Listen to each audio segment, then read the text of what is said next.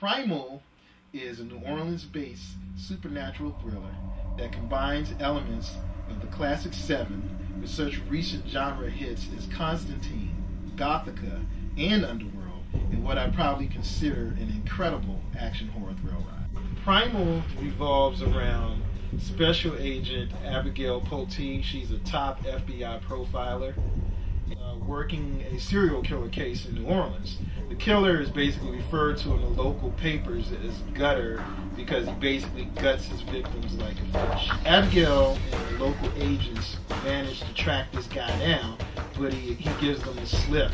Basically takes them on a foot chase through the dark alleys and the back ways of New Orleans. The agents end up being split up.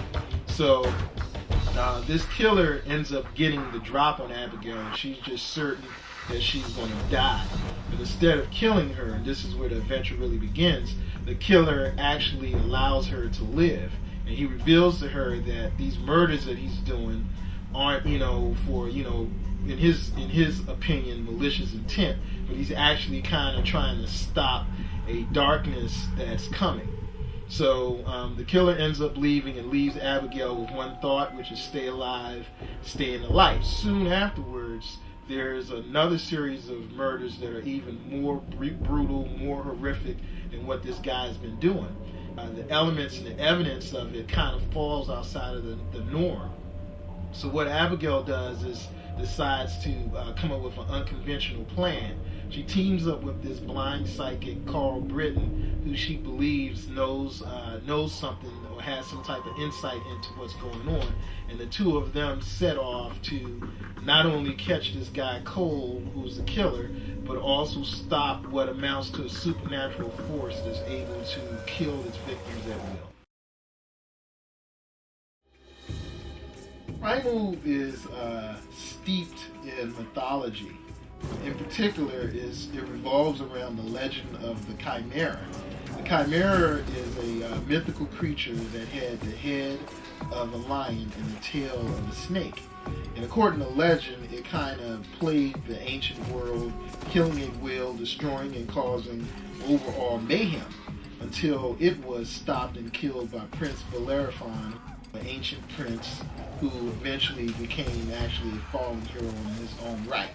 I always thought that the Chimera was, a scary creature, and I thought that it would make a really interesting horror movie monster if somebody could bring that to life.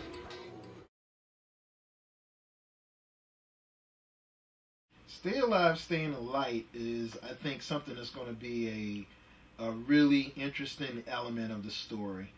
I guess you could say the real villain in the film, the Chimera, the supernatural creature, does not like light at all. In fact, light brings pain to it even worse than maybe light would do to a vampire. So every time the creature is near, there is an element on screen where you see lights flickering and going out, and to kind of let you know that darkness is coming. So to stay alive, the best place for you to be to escape this creature is in a place where there's a vast amount of light, where it cannot survive, where it cannot exist.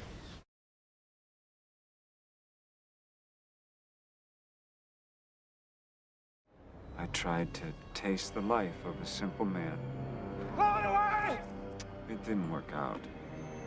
So I took a souvenir. Her pretty head. Quid pro quo. I tell you things, you tell me things. Not about this case, though. About yourself. Quid pro quo. Yes or no? Yes or no, Clarice? Are you an assassin?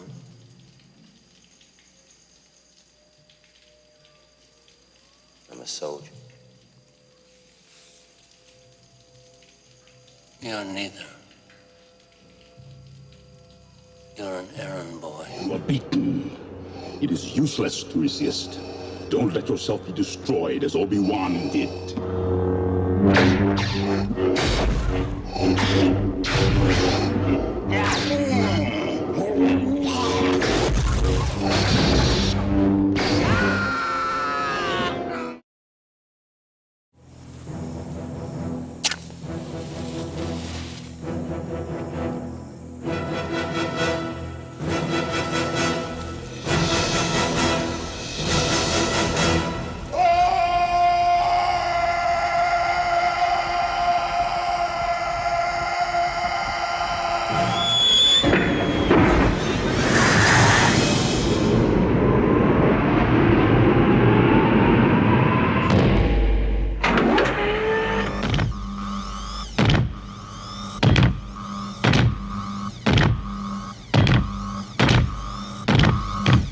away from her, you bitch!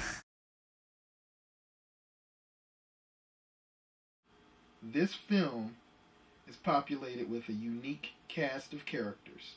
It'll take both a diverse and a talented core of actors to pull it off.